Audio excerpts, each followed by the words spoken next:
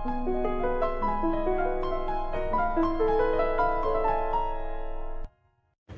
రోజు బోర్డు చాలా బిజీగా ఉంది. కారణం తెలీదు. కారణం లేకుండానే ఒక్కో రోజు ఎందుకో పని ఎక్కువ అవుతూ ఉంటుంది. దానికి తోడు ఆ రోజు ఎలక్షన్ రిజల్ట్స్ వచ్చాయి. ఎంతో మంది ఆపరేటర్లు స్పెషల్ సర్వీస్ ఫోన్లలో బోర్డు మీద రాయబడి ఉన్న ఎన్నికల వివరాల్ని విసుగు విరామం లేకుండా చెబుతూ ఉన్నారు. 176లో సులోచన ఆ రోజు లోకల్ అసిస్టెన్స్ లో ఉంది. ఆమె మూడ్ ఆ రోజు ఎందుకో బాలేదు. పొద్దున్నుంచి చిరాగ్గానే ఉంది. ఎవరో ఫోన్ చేసి నెంబర్ ఇమ్మన్నారు. ప్రయత్నించి అది ఎంగేజ్డ్ రావడంతో నెంబర్ బిజీ సార్ అంది. కొంచెం సేపు అయ్యాక మళ్ళీ అదే నెంబర్ ఆమెకి ల్యాండ్ అయింది. రెండోసారి ప్రయత్నం చేసి విఫలమై నెంబర్ ఫాల్టీ అనుకుంటా సార్ అంటూ డాకెట్ ప్రిపేర్ చేయడానికి అయత్తమవబోతూ ఉంటే అవతల నుంచి అనుకుంటానేమిటి, సరిగ్గా చెప్పలేవా అని కటువుగా వినిపించింది. ఆమె వస్తున్న కోపాన్ని దిగమింగుకుంది. ఎక్స్చేంజ్లో అమ్మాయిలు నేర్చుకునే మొదటి పాఠం ఓర్పు కోల్పోకుండా ఉండడం. సబ్స్క్రైబర్ మన యజమాని అన్న ధోరణిలో మాట్లాడాలని, అవతల వ్యక్తి నోరు జారినా మనం సహనంతో నవ్వుతూ జవాబు ఇవ్వాలని ట్రైనింగ్లో చెప్పబడుతుంది. గొప్పవాడు కానీ సామాన్యుడు కానీ ఎవరైనా అతను మన కస్టమర్. ఎంతో ముఖ్యమైన విషయాన్ని అవతల వ్యక్తికి ఫోన్లో చెప్పాలని ప్రయత్నించి విఫలుడై మన సాయం కోరుతున్నాడు. ఆ విషయం ఆనందం కావచ్చు, విషాదం కావచ్చు, కోపం, విచారం, నిస్పృహ, ఆశ, నిరాశ ఏదైనా కావచ్చు. ఇరిటేషన్, ఫ్రస్ట్రేషన్ కలిసిన డెస్పరేషన్లతో మనకు జీతం ఇస్తున్న యజమాని ఉన్నప్పుడు మర్యాదగా చిరునవ్వు కలగలిపి జవాబు ఇవ్వడం మన విధి అని ఒక ఆపరేటర్ గేయం కూడా రాసుకుంది. సులోచన అదే ఓర్పుతో నెంబర్ ఫాల్టే సార్, రిపోర్ట్ చేస్తాను అన్నది. మరి ముందు ఎంగేజ్డ్ అని ఎందుకన్నావు? అప్పుడు ఎంగేజ్డ్ టోన్ వచ్చింది సార్, అందుకని 2 సార్లు ఫోన్ చేయాలన్నమాట. పని పట్ట లేని వాళ్ళందరూ అక్కడ చేరేది పని చేయడానికేనా? సులోచన ఎర్రబట్ట మొహంతో మర్యాదగా మాట్లాడండి అంది.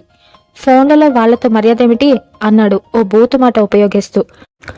అతడు ఆ మాట అనేసరికి ఆమె ఇక ఆవేశం పట్టలేక you son of bitch shut up అని అరిచింది. ఇరుపక్కలా ఉన్న ఆపరేటర్లు, గదిలో ఉన్న మిగతా జనం అంతా పని ఆపేసి ఒక్కసారిగా ఆమె వైపు తిరిగారు. ఎప్పుడు నిగ్రహంగా ఉండే ఆమె మొహం ఆ క్షణం జయగురు రంగుకి తిరిగి ఉంది. ఆవేశంతో ఆమె వణికిపోతూ ఉంది. దుఃఖం ఏ క్షణాన్నైనా చెలియ కట్టు దాటడానికి సిద్ధంగా ఉంది. సూపర్వైజర్ దగ్గరకొచ్చింది. ఆమె అనుభవం ఉన్నావిడ. ఏం జరిగిందని ఎవ్వరూ అడగలేదు. అందరికీ తెలుసు. తోటి ఆపరేటర్ మొహం అలా మారింది అంటే దానికి కారణం సూపర్వైజర్ భుజం తట్టింది. సులోచన అతి కష్టం మీద గుటక వేసి తనని తాను నిభాయించుకుంది. మళ్ళీ ఎవరి పనిలో వాళ్ళు మునిగిపోయాక ఆమె చెయ్యి కూడా యాంత్రికంగా పనిచేయసాగింది. Assistant sir, number busy sir, no reply sir, line out of order sir. జీవితమే అవుట్ ఆఫ్ ఆర్డర్ మేడం. సరిగ్గా ఆ సమయానికి అప్పటికి కరెంటు పోయి 10 నిమిషాలైంది. జేమ్స్ ఫోన్తో కుస్తీ పడుతున్నాడు. హలో ఆపరేటర్ గారా, చూడండి, నేను సీతారాంపురంలో ఉంటున్నాను. మా ఇంట్లో కరెంటు పోయింది. ఏంటి, మీది ట్రంక్ అసిస్టెన్సా? డైరెక్టరీ ఎంక్వైరీకి చేయాలా? ఆ నెంబర్ ఎంతండి అని అడిగాడు జేమ్స్. అట్నుంచి డైరెక్టరీ చూడండి అంది ఆపరేటర్. ఇక్కడేమీ కనపడి చావట్లేదండి. అబ్బే, మిమ్మల్ని చావమని కాదండి, ఇక్కడ కరెంటు లేదు. మీ మీద కంప్లైంట్ చేస్తాను. ఏంటి, చేసుకోమంటారా? నెంబర్ కూడా చెప్తారా? ఆ నెంబర్ చెప్పే బదులు ఎలక్ట్రిసిటీ డిపార్ట్మెంట్ నెంబరే చెప్పొచ్చు కదండి. అటువైపు ఫోన్ కట్ అయింది. జేమ్స్ డైరెక్టరీలో కంప్లైంట్స్ అని ఉన్న దాన్ని వెతికి పట్టుకొని 198కి చేశాడు. వాళ్ళు ఫోన్లు పాడైన కంప్లైంట్స్ మాత్రమే తీసుకుంటామన్నారు. ఇక సామ దాన భేద దండోపాయాల్లో మొదటిదే మంచిదనుకొని అసిస్టెంట్స్కి ఫోన్ చేసి కంఠం తీయగా మార్చుకొని, హలో చూడండి, మాది సీతారాంపురం, మా ఇంట్లో కరెంటు పోయింది అన్నాడు. అయ్యో అలాగా, ఎప్పుడండి అంటూ కుశలం అడిగాడు ఆపరేటర్. వీడెవడో ఇంతసేపటికి మంచివాడు దొరికాడనుకొని ఓ 10 నిమిషాలు అవుతుంది అన్నాడు. మీ ఇంట్లోనే పోయిందా, వీధంతా పోయిందా? ఆ వీధి తాలూకు ఎమ్మెల్యేలా యోగక్షేమం కనుక్కున్నాడు. మా ఒక్క ఇంట్లోనే పోయింది. సీతారాంపురం కరెంట్ ఆఫీస్ నెంబర్ కావాలా మీకు? అవునండి, 197 డైరెక్టరీకి ఎంక్వైరీ చేసి అడగండి అని ఓ సలహా పారేసి ఫోన్ పెట్టేశాడు. అవతలి వైపు ఎదురుగా ఉంటే లాగి తందామన్నంత కోపం వచ్చింది జేమ్స్కి. బూతులు తిట్టుకుంటూ 197కి ఫోన్ చేశాడు. టెలిఫోన్ డిపార్ట్మెంట్లో పనిచేసే వాళ్ళు మాటల అతివృష్టి అనావృష్టితో బాధపడుతూ ఉంటారు కాబోలు. హలో, నాకు సీతారాంపురం సబ్స్టేషన్ నెంబర్ ఇస్తారా అని 197 ఆపరేటర్ని అడిగాడు చిరాగ్గా. ఒక్క నిమిషం సార్ అంటూ ఆపరేటర్ వెతికి మర్యాద నిండిన కంఠంతో ఆ నెంబర్ చెప్పింది. మనసులోనే ఆమెను మెచ్చుకుంటూ ఆ నెంబర్కి చేశాడు. హలో, సీతారాంపురం సబ్స్టేషన్ అండి? గదే అని అవతల నుంచి వినిపించింది. చూడండి, మా ఇంట్లో కరెంటు పోయింది, ఇంటి నెంబరు అని చెప్పబోతూ ఉంటే అయ్యలేడు, ఇంటికి పోయిండు అన్నాడు. ఎలక్ట్రిసిటీ డిపార్ట్మెంట్ వాళ్ళు రాత్రిపూట ఆఫీసులో ఉండకుండా ఇళ్ళకి పోతే ఫ్యూజ్ ఎవరేస్తారు? ఏమో నాకు తెలవత్, వాళ్ళనే అడగాల. మరి నువ్వెవరివి? సీతారాంపురం వాటర్ వర్క్ స్టేషన్ లో ప్యూన్ని. ఒక ఫైర్ ఇంజిన్ నిండా పెట్రోల్ తీసుకెళ్లి టెలిఫోన్ ఎక్స్చేంజ్ కాల్ చేద్దామన్నంత కోపం వచ్చింది. ఈసారి 199కు ఫోన్ చేశాడు. నిమిషం గడిచింది, 2 నిమిషాలైంది. ఫోన్ మోగుతుంది కానీ ఎంతసేపటికి అటువైపు నుంచి ఎవరూ ఎత్తలేదు. అతడు రిసీవర్ విసిరి కొట్టబోతుంటే ఆపరేటర్ లైన్లోకి వచ్చి హలో అంది. ఫోన్లో ఇతరుల సంభాషణలు వినపడుతున్నాయి. జేమ్స్ గొంతు పగిలిపోయేలా 5 నిమిషాల నుంచి రింగ్ అవుతున్న ఒకరెత్తరేం, చచ్చారా మీరందరూ అని అరిచాడు. మాకేం 1000 చేతులు లేవు, ఒకసారి ఇక్కడికి వచ్చి చూడండి ఎలా పనిచేస్తున్నామో అని అంత విసురుగాను వినిపించింది. జేమ్స్ గతుక్కుమన్నాడు. టెలిఫోన్ వాళ్ళు అలా విసుక్కోవడం కొత్త. అతడి కంఠంలో సంస్కారం ఉంది. మంచి ఇంగ్లీష్లో సంస్కారయుతంగా సభ్యతగా మాట్లాడే అబ్బాయిలంటే ఆపరేటర్లకి ఇష్టమే. అందువల్ల అతడికి ఇప్పటి వరకు ఈ అనుభవం కాలేదు. అయినా అతడు గతుక్కుమనడానికి కారణం అవతల నుంచి వినపడిన కంఠంలో విసుగు కాదు. ఆ కంఠం, అది అతడికి తెలుసు. హలో మీరా అన్నాడు. ఎవరు? నేను మొన్న మీకు మాలిషియస్ కాల్ కోసం ఫోన్ అబ్జర్వేషన్లో ఎలా పెట్టాలి అని అడిగి వివరాలు సంపాదించిన వాణ్ణి. సులోచన ఆశ్చర్యపోయి, నేనే అప్పుడు మీకు ఆ వివరాలన్నీ చెప్పింది అని ఎలా గుర్తుపట్టారు అని అడిగింది. ఫ్రీక్వెన్సీని బట్టి కంఠం గుర్తుపట్టడం నాకు తెలుసు. ఓ, చాలా గొప్ప అర్థది. Thank you. మీ పేరు? సులోచన అంటూ డిస్కనెక్ట్ చేసింది. అంతకుముందు జరిగిన సంభాషణ ప్రభావం నుంచి ఆమె సర్దుకుంది. నిజానికి అవి కొత్తవి కాదు. కొత్తలో చాలా బాధగా ఉండేది. అనుభవం రాటు తేల్చింది. ఆమె మరో అరగంట పనిచేసి డ్యూటీ పూర్తి చేసింది. రిలీవర్కి బోర్డు అప్పచెప్పి బయటకొచ్చి లాకర్లోంచి పుస్తకాలు తీసుకొని లిఫ్ట్ వైపు నడవబోతూ ఉంటే ఎక్స్క్యూజ్ మీ అని వినపడింది. ఆమె తల తిప్పి చూస్తే 30 ఏళ్ల యువకుడు అటు వస్తూ సులోచన గారు అన్నాడు సందిగ్ధంగా. నేనే. Good evening. నా పేరు జేమ్స్. రమ్మన్నారుగా వచ్చేశాను. ఆమెకి అర్థం కాలేదు. అతడి వైపు అయోమయంగా చూసింది. మాకేం 1000 చేతులు లేవు, ఒకసారి ఇక్కడికి వచ్చి చూడండి ఎలా పనిచేస్తున్నామో అన్నాడు ఆమె కంఠాన్ని అనుకరిస్తూ. ఆమెకి నవ్వొచ్చింది. మీరా అన్నది. ఇక రేవంత్ ఆ వెన్నెల ఆడపిల్ల స్టోరీ కంటిన్యూ చేద్దాం. మీరు ఆ పక్కనే ఉండి నన్నంత దూరం రప్పించడంలో ఉద్దేశం ఏమిటి? నేనెంత వేగంగా డ్రైవ్ చేసుకుంటూ వచ్చానో తెలుసా? అంత వేగంగా వచ్చినా మీరు కనపడలేదంటే ఇది కేవలం నన్ను ఫూల్ని చేయడానికే. ఇలా అయితే నేను కాదు కదా, మిమ్మల్ని బ్రహ్మదేవుడు కూడా పట్టుకోలేడు. దయచేసి నా సమయం వృధాపరచకండి కోపంగా అన్నాడు రేవంత్. నేను చెప్పానుగా, మీతో దాగుడు మూతలు ఆడడం నా ఆశయం కాదని. మీకు రీజనబుల్గా హింట్స్ ఇస్తూనే వచ్చాను. కనుక్కోలేకపోతే అది నా తప్పు కాదు. ఏమిటిచ్చారు? మీ ఇల్లు ఆ క్లాక్ టవర్ దగ్గరలోనే. నేను ఇంత దూరం నుంచి వచ్చేసరికి మీరు వెళ్ళిపోయారు. ఇదేం పందెం? నేనెక్కిన టాక్సీ వాడిని మీ దగ్గరికి వెళ్ళమని చెప్పాను. వాణ్ణి మీరు ఎందుకు అడగలేదు? ఆ అమ్మాయి ఎక్కడ ఎక్కిందిరా అని అడిగి ఉంటే వాడు నేను ఉండే లొకాలిటీ చెప్పుండేవాడు. అంతకుముందే మా ఇంటి ఫోన్ నెంబర్ తాలూకు హింటిచ్చి ఉన్నాను నేను. ఆ 2 కలిపి అన్వయించుకుంటే మీకు నెంబర్ పూర్తిగా అర్థమై ఉండేది. రేవంత్ దెబ్బతిన్నాడు. అయినా సర్దుకొని తనని తను సమర్థించుకుంటూ ఏమో, టాక్సీ డ్రైవర్కి మీరు అబద్ధం చెప్పమన్నారేమో అన్నాడు. అది వేరే సంగతి కానీ మీరసలు అతడినేమీ అడగలేదుగా.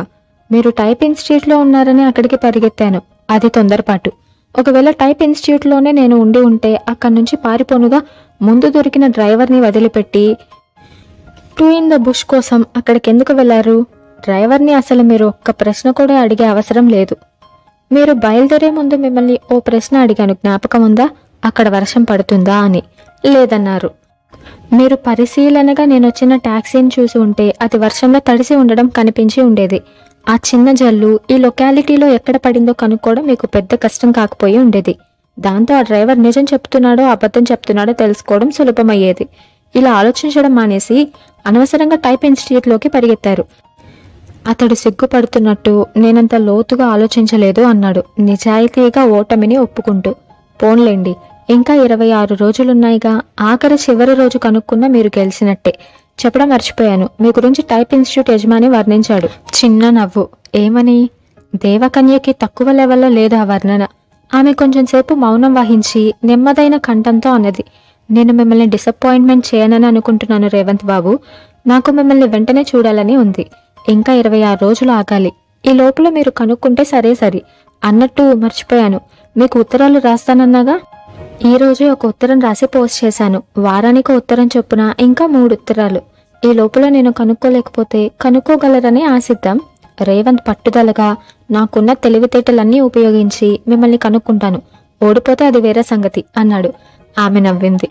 ఈ ప్రపంచంలో తెలివితేటలున్న వాళ్ళు చాలా మంది ఉన్నారు. కానీ తెలివితేటలతో పాటు సమయస్ఫూర్తి, తార్కిక జ్ఞానం ఉన్న వాళ్ళు చాలా తక్కువ. అమ్మాయిలు కోరుకునేది ఆ రెండోది ఉన్న బాయ్ ఫ్రెండ్స్ని.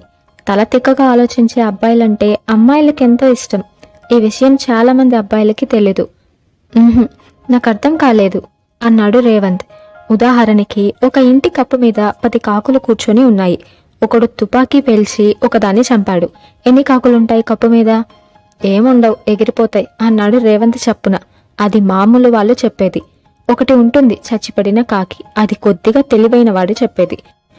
తుపాకీ దూరం నుంచి కాల్చి ఆ శబ్దం మిగతా వాటికి వినపడకపోతే అది అతి తెలివి ఉన్నవాడు చెప్పేది. రేవంత్ రోషంతో ఇంకేంటి ఆన్సర్ అని అడిగాడు. ప్రశ్నకి సమాధానం చెప్పే ముందు కొంచెం తార్కికంగా ఆలోచిస్తే మీకు విషయం బోధపడుతుంది. ప్రశ్న కాకులు ఎన్ని మిగిలి ఉంటాయి అని కాదు, కప్పు మీద ఎన్ని ఉంటాయి అని. అంటే మనం తిరిగి అడగాలి, కప్పు వాలుగా ఉందా లేక ఫ్లాట్గా ఉందా అని. ఇంటి కప్పు ఫ్లాట్గా ఉన్న పక్షంలో తుపాకీ దూరం నుంచి కాల్చి ఉంటే 10 కాకులు చచ్చిన కాకితో సహా కప్పు మీద ఉండే వేలుంది. తెలివైన కుర్రవాడు తన ఆలోచనలో ఏ విధమైన లొసుగు ఉంచుకోడు. రేవంత్, మీరు ఈ పందాలో ఆలోచిస్తే 4 రోజులు అక్కర్లేదు, 10 రోజుల్లో నన్ను కనుక్కుంటారు. రేవంత్ అప్రతిపుడయ్యాడు. మీరేం చదువుకున్నారు? నవ్వింది. ఏం చదువుకున్నాను అనుకున్నారు? ముందు లెక్కలు అనుకున్నాను, తర్వాత ఇంగ్లీష్ అనుకున్నాను, ఇప్పుడేమో లాజిక్ అనుకున్నాను. ఇవేమీ కావు. మీరు యూనివర్సిటీకి ఫోన్ చేసి కనుక్కోనంటే చెప్తా. కనుక్కొని చెప్పండి. ఫిలాసఫీ. మీరు చెప్పిన ఆ సబ్జెక్ట్స్ అన్నీ అందులో నుంచే వచ్చినవే. నిజమే అనుకున్నాడు. మరి నేను పెట్టేస్తున్నాను, రేపు మీకు ఉత్తరం అందుతుంది. బాయ్. ఒక్క నిమిషం కంగారుగా అన్నాడు. మీ నెంబర్ గురించి ఇంకో హింట్ ఏదైనా ఇవ్వండి ప్లీజ్. A number? మా ఇంటి నెంబరా? మీరు ఐ ఎయిట్ నథింగ్ అన్నారే, దాని గురించి. ఆ నెంబర్. సరే అయితే రాసుకోకుండా వినండి అని చెప్పసాగింది. 5 అంకెల సంఖ్య. మొత్తం అంకెలన్నీ కలిపితే 19. మొదటి అంకెకి రెండోది 8 రెట్లు ఎక్కువ. చివరి 3 అంకెలు ఒకదాన్నొకటి గుణిస్తే 24 కానీ 0 కానీ వస్తుంది. 4 అంకె 3 అంకె కలిపి 5 అంకెలలో నుంచి తీసేస్తే 2 అని ఫోన్ డిస్కనెక్ట్ చేసింది. ఆమె ఫోన్ పెట్టేయగానే రేవంత్ మరీ ఆలస్యం చేయకుండా తిరిగి వెంటనే ఫోన్ డయల్ చేశాడు. ఆమె ముందు అతడు కొద్దిగా దెబ్బతింటున్నాడు, కానీ అతడి లెక్కల పరిజ్ఞానం సామాన్యమైనదేమీ కాదు.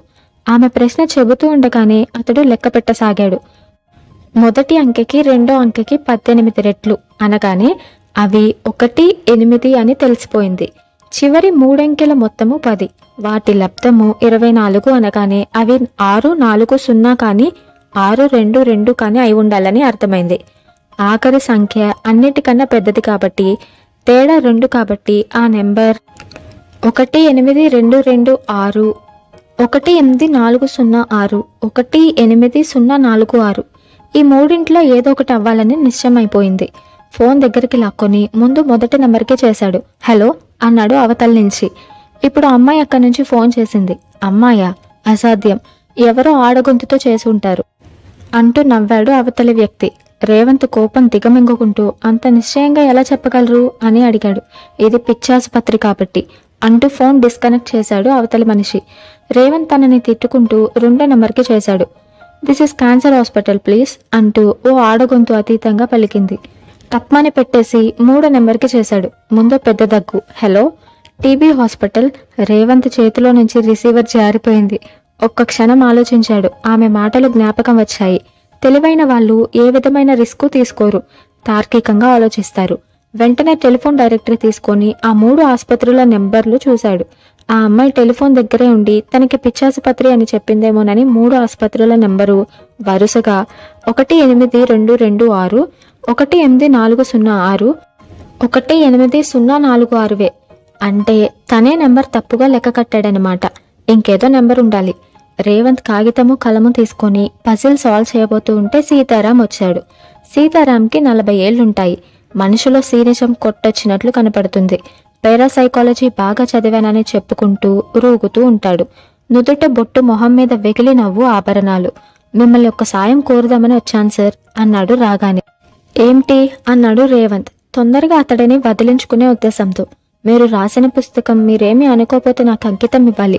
రేవంత్కి ఒక క్షణం అర్థం కాలేదు. అతడు చెప్తుంది అర్థమయ్యాక మరింత అసహ్యం వేసింది. రేవంత్ తన అనుభవాలు, తనకు తెలిసిన విషయాలు క్రోడీకరించి చదరంగా మాడడం ఎలా అని ఒక పుస్తకం ఇంగ్లీష్లో రాశాడు. ఒక ప్రముఖ సంస్థ దాన్ని ప్రచురిస్తూ ఉంది. ఇప్పుడు సీతారాం దానికి తనకి అంకితం ఇమ్మని అడగడానికి వచ్చాడు. రేవంత్ అతి కష్టం మీద తనని తను కంట్రోల్ చేసుకొని, చూడు సీతారాం, అంకితం అనేది ఇష్టమైన వ్యక్తులకి ఆప్యాయంగా ఇచ్చేది, అంతేకాని అడిగి పుచ్చుకునేది కాదు. నాకు మరింత కోపము, అసహ్యము పుట్టి తిట్టకముందే ఇక్కడి నుంచి వెళ్ళు అన్నాడు. మీరు నలుగురికి తెలిసిన వాళ్ళు, మీలాంటి వాళ్ళు కాస్త నా గురించి రాస్తే నాకు గుర్తింపు వస్తుంది, బీదగా నవ్వుతూ అన్నాడు. సీతారాం చిన్న చిన్న ఆర్టికల్స్ రాస్తూ ఉంటాడు. కీర్తి కాంక్ష ఎక్కువ. రేవంత్ ఓర్పుతో చేతిలో కళ అంటూ ఉంటే గుర్తింపు ఎప్పటికైనా వస్తుంది, అంతేకాని ఇలా అంకితాలు అడిగి తీసుకోవడం వల్ల రాదు, ఇక వెళ్ళు అన్నాడు. అతడు కదలేదు. జేబులో నుంచి 100 రూపాయలు తీసి బల్ల మీద పెడుతూ ఇది ఉంచండి అన్నాడు. ఆ మరుక్షణం అతడు గాల్లోకి లేచాడు. కాలర్ పట్టుకొని అతడిని గాల్లోకి లేపుతూ, రాస్కెల్, నిన్ను నిన్ను అంటూ, వెళ్ళు, ఇంకెప్పుడు ఇలా చేయకు అని 100 రూపాయల నోటు అతడి జేబులో తిరిగి కుక్కి, ఇదొక రోజు నా లంచ్ ఖర్చు, mind it, now get out అని అరిచాడు. సీతారాం బాధపడలేదు. అదే సెల్ఫ్ పిటి నవ్వుతో, క్షమించండి సార్ అన్నాడు. గెట్ అవుట్ ఉచ్చస్వరంతో అన్నాడు రేవంత్. అతడు వెళ్ళిపోయాక ప్యూన్ని పిలిచి, మళ్ళీ వీడి ఛాయలకొస్తే లోపలికి రానివ్వకు అని చెప్పాడు. దాదాపు మెడ పట్టుకుని బయటికి గంటపడ్డ సీతారాం మొహం ఆ గదిలో నుంచి బయటపడే వరకు ఆ జాలి నవ్వుతోనే నిండి ఉంది. గడప దాటగానే నవ్వు మాయమై వికృతంగా మారింది. ఒకసారి తల తిప్పి రేవంత్ గది వైపు చూశాడు. తల పంకించి బయటకు వెళ్ళిపోయాడు.